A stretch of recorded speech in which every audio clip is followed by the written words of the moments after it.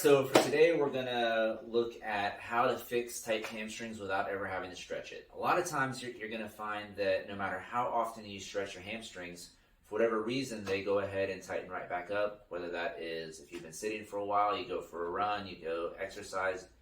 A lot of times you'll spend time stretching the hamstrings before, stretching them after. And so a lot of times when we're stretching them, we're not actually getting at the root cause of what is making them tight. So today we're going to go over 3 ways to stretch your hamstrings without ever having to stretch them. So the first question is, how do you know if your hamstrings are loose enough to do most of the things you need to do throughout the day? So what I want you to do is I want you to imagine an imaginary line between your hip and your knee. And so let's go ahead and pick this leg up for me.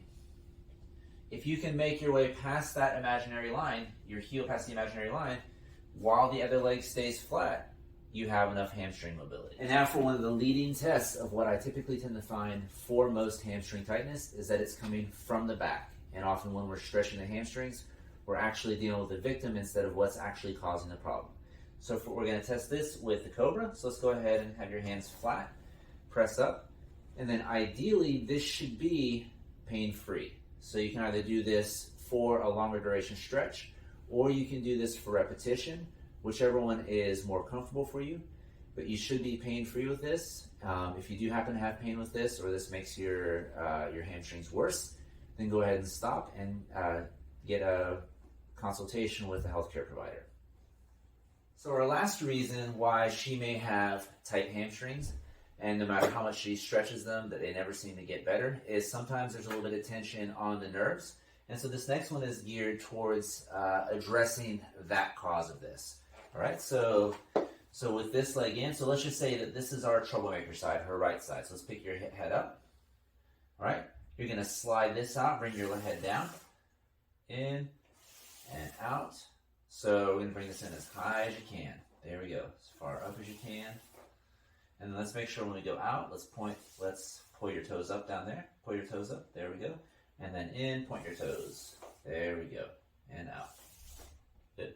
And so this is gonna address another one of our issues here, which is tension on the nervous system. So another way we can lengthen the hamstring without ever stretching it. Let's go ahead and pick this leg up pick this leg up to about here. So say you can only get your leg up about this high. Let's go ahead and put both hands on the front.